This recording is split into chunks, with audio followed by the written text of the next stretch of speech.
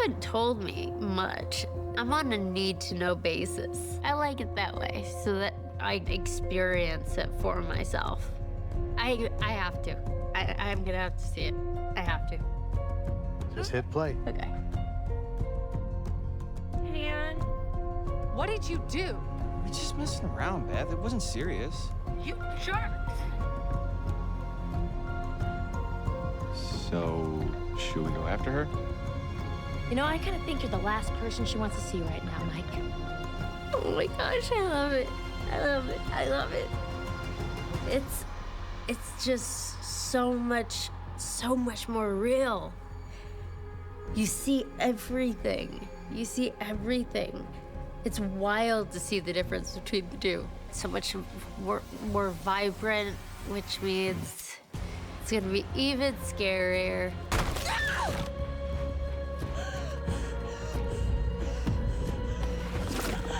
What is that? Damn it! I definitely would draw parallels between myself and Sam. I feel like I try to bring parts of myself into every character, no matter what it is. It's not real if you're not bringing parts of yourself that are just innate. I think I would make the same decisions, some of the same decisions as Sam does. This is so fun. It was fun to come back. It was exciting to come back, exciting to revisit things.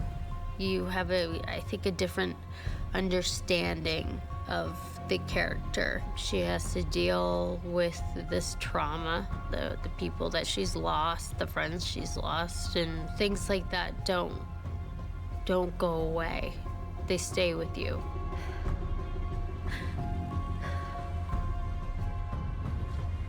So she's made it through, but as we see, she's struggled, and she doesn't want to take out her inner struggles on her family.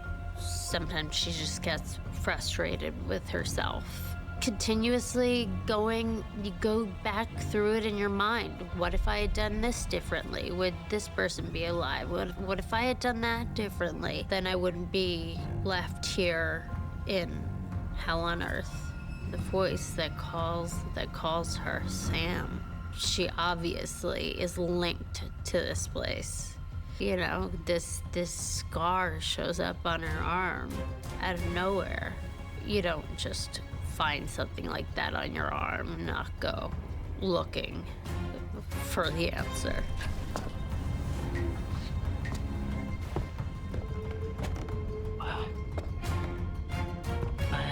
What is that?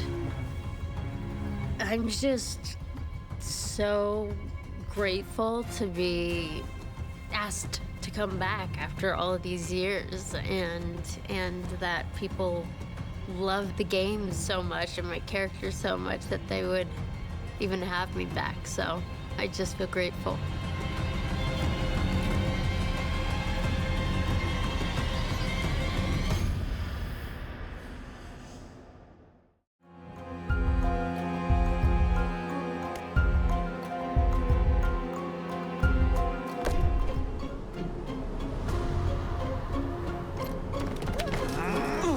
It was really exciting when we found out that we were going to be working on Until Dawn again, and it was a really exciting opportunity to revisit the music for the game. The original score by Jason Graves really brought the game to life, and we were keen to elevate and enhance on the foundations that he'd laid.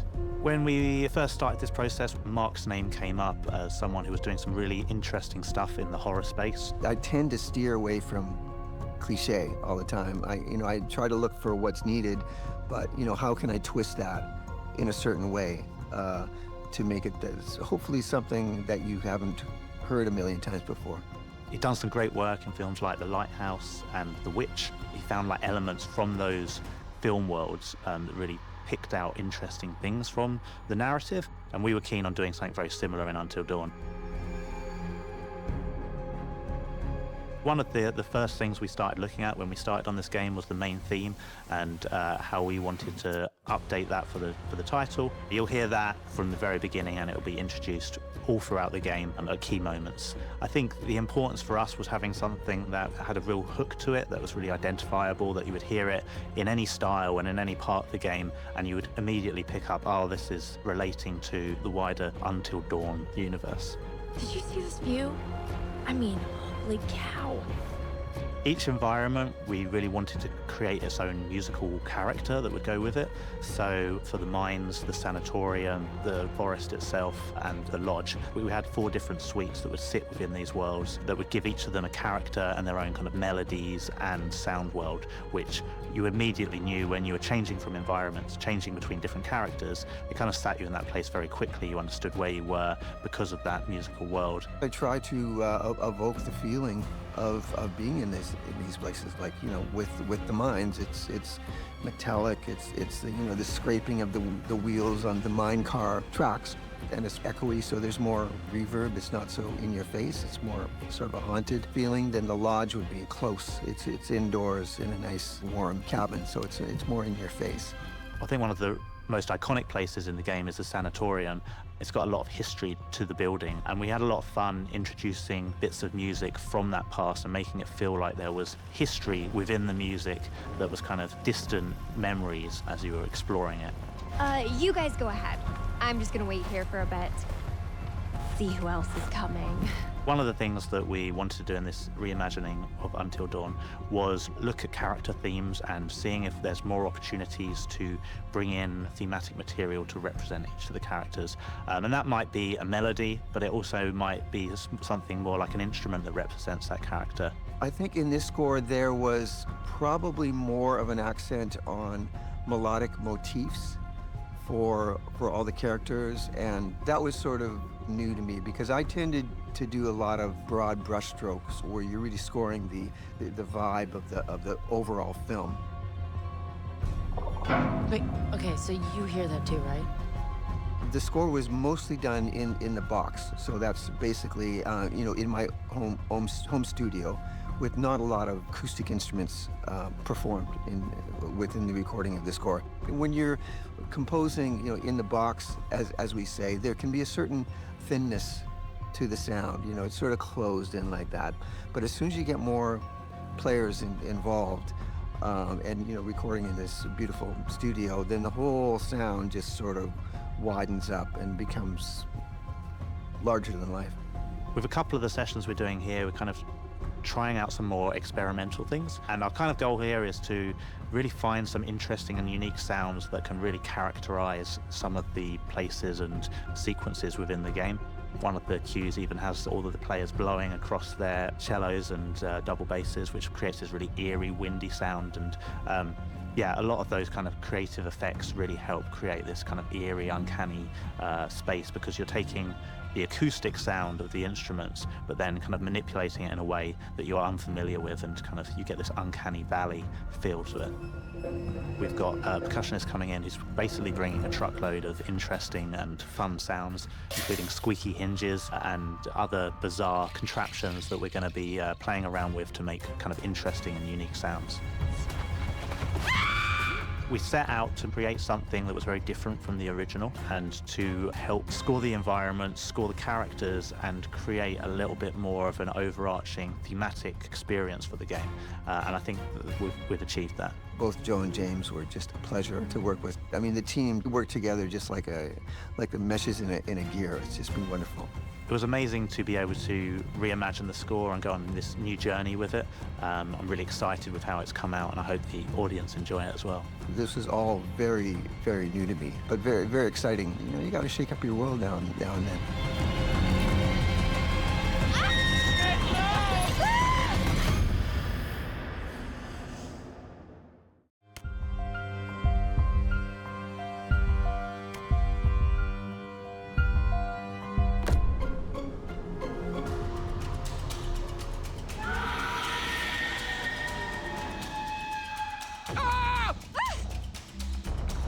I love experimental sounds because I love to to be surprised by what I hear. I wait for the moment where I can go, what the hell is that sound? I've never heard that before. I mean, that's the real spark for me as a composer. I think Mark's probably the best person to talk about the apprehension engine and all of the bits and pieces that it's got going on that. It's a horrendous sounding, but also awesome sounding bit of mechanical machinery, which is really cool. And some of that's been used in the score to create those really intense and horrible screeching moments, which are perfectly illustrated using that engine. I got together with a friend of mine. We put our heads together and designed this box that would contain some of the techniques that I've always experimented with. I've spent a lot of time experimenting with EBOs, but doing it in sort of really strange ways. We just have basically one string for the EBO. I really, press it against the pickup and get it to squeal and make very, very aggressive and rude noises. We have 3 strings for the hurdy-gurdy, and I play it with my fingers.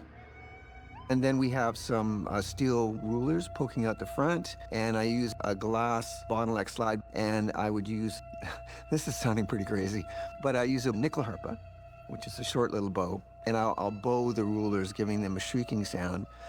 And then off to the back of it, I have these long steel rods. I call them the wacka-wacka rods. So when you flip them up and let them go, they just go whack, sort of forever. Or you can bow them. And then I have a spring reverb, which is a spring reverb from a guitar amplifier. And I play that with the EBO too, so I'll slam the EBO into it and get that to howl and squeal and give me sort of industrial sounds. Sometimes these things can be a little scary, even terrifying, but I'm here to make sure that no matter how upsetting things may get, you will always find a way to work through it.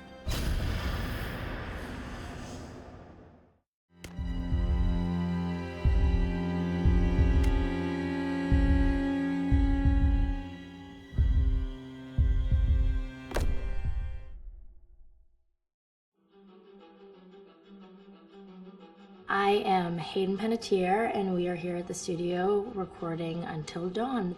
My name is Rami Malek, and I play Josh.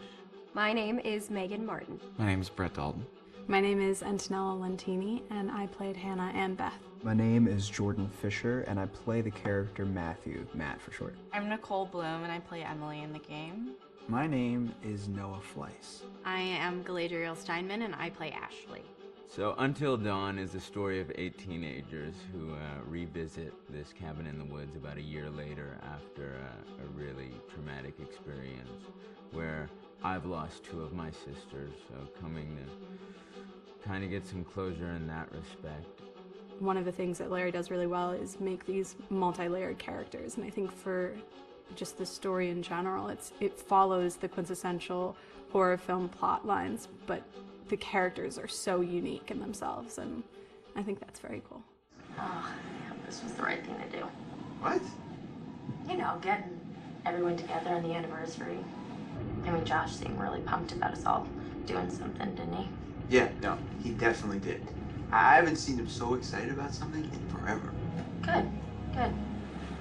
Sam and I have a few things in common, such as being huge lovers of animals, and she's a huge animal lover. She's vegan. She is a pacifist. I'm not quite sure if I'm gonna go as far as saying that I'm a pacifist, but she's spunky and cool. I know that she, I think, is made fun of a little bit by the rest of them who think that her morals and her beliefs in that area are a little ridiculous and they don't agree with them, but she doesn't care. It doesn't stop her from being herself, and that's something that I hope I have in common with her. You know, he definitely can be depressed at some times and a bit of a loner, but he takes some solace in one of his sister's friends, Sam, played by Hayden Panettiere, and invites everybody back to the same house the next year to kind of find some closure. Jessica is she has a whole lot of personality. She is definitely the sort of mean girl character that, you know, at school she knows she's pretty, she knows that boys like her, and she's gonna use it to her advantage. He's got a big heart, and you can tell that that's very evident, especially how he treats his girlfriend, Emily, and, you know, he's kind of a meathead, but in the best way possible. She really knows what she wants, and she manages to get that from whomever it is, whether it be Matt or Mike. You know, she's really driven, and I can definitely relate to that. My character is Chris, and he is what society might consider the nerd of the group, and he kind of embraces it. Ashley she's a little more serious than some of the other girls. She's definitely very intelligent and thoughtful. She kind of looks at the whole big picture of things. She's not quite as geeky as Chris, but they connect in a lot of ways. Mike is like big guy on campus. He's the class president who has some charm and has a brain, and I don't know, people seem to like Mike. He gets away with a lot though. He can be kind of jerky. The fact that he really just kind of wants everyone to be happy, and he's a people pleaser, and that's I can definitely attest to being, you know, that guy. I'm always the friend that wants everybody to be happy and wants everybody to be taken care of, and that's definitely Matt. But also, like, this character is just so fun. I rarely get to play the bitch, and so it was really fun to do that. The spirit of things, seriously, what's wrong with you? Just trying to lighten the mood, Em. Don't be like that. Like what? The way you're being. You always get like this. I just think this is just the coolest thing to be a part of, and I just think it's going to take the world by storm. I really do. I think this genre is the wave of the future, and I think that once people see the potential behind it, of getting to interact with the drama that you're witnessing unfold in such a realistic way, that this is how entertainment's going to be from now on.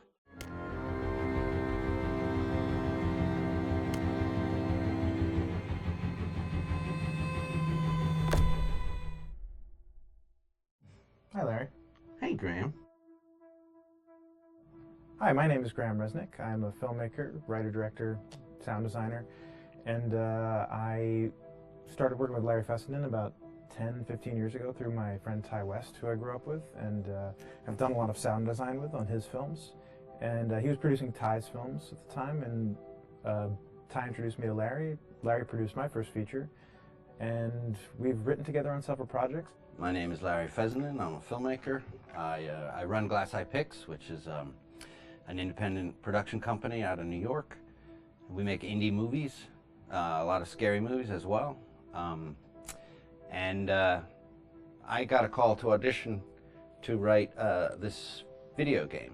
And I called my pal Graham Resnick because Graham is a gamer. And while I thought I could offer something to the idea of writing this multi-branching story, I knew that I would want Graham's expertise as a lover of gameplay, since I guess games were started. So and just as a lover. And as a lover, yes. Just why there's so many sex jokes in the game. There was one Italian website that did say the Larry Fessenden and Graham Resnick, the two lovers behind Until Dawn. Come here. Maybe I know how to handle you too. I am definitely ready to be handled. So I wanted Graham by my side. Yeah, and we got the gig, and it's been an amazing ride. Oh, hell yeah. Oh my god, she's taking her shirt off. What? Oh my god. Matt, what are you doing here? Hannah. I'm sorry, Hannah. This all got Don't out of worry, hand, just So in the game, the basic setup is that a year prior to the game's start, all these kids had gone up to a ski lodge that was owned by the parents of one of the kids, or a couple of the kids, and some of the teenagers played a prank on some of the other teenagers, and the terrible tragedy occurred when a few of them, two sisters, ran out into a blizzard, and we're never seen from again.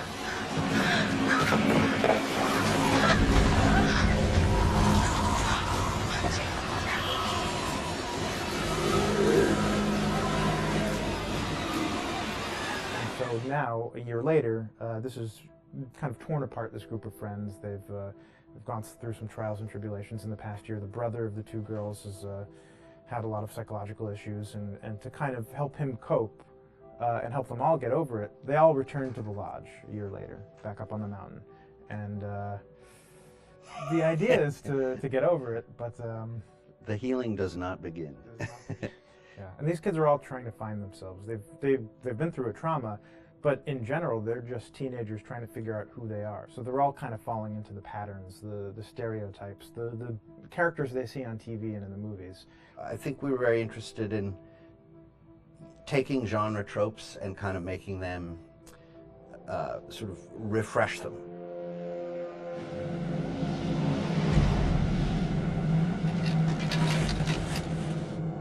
Hey, did you see that? Dad said it'd just be us this weekend. We're familiar with how slasher movies work. Most people have seen some horror movies, and we have established notions and preconceptions about the roles of the players in horror movies and how they talk and how they get killed and how they have sex. And to bring you into the game that way and then subvert a lot of those expectations was kind of our goal. They're haunted by some incident that happened in their past, which I think you pretty much figure out that that's going to have a role in their interaction. Yeah, so I think what was fun was we take some sort of stock characters and we try to give them some shape, but at least at the beginning they're recognizable in the way of groups of friends. There's the jock and the bitchy girl and the rivalries between everyone. And oh my gosh, and really fun characters too. Like we just had so much fun living in the minds of these characters through writing the script. What do you think? Jesus! It was fun. I think we were looking to get that kind of banter that you see both in movies, but also that you absolutely have with friends, and sort of those inside jokes. And of course, as writers and as friends ourselves, we sort of developed little tracks, and we try to give the characters that kind of vibe.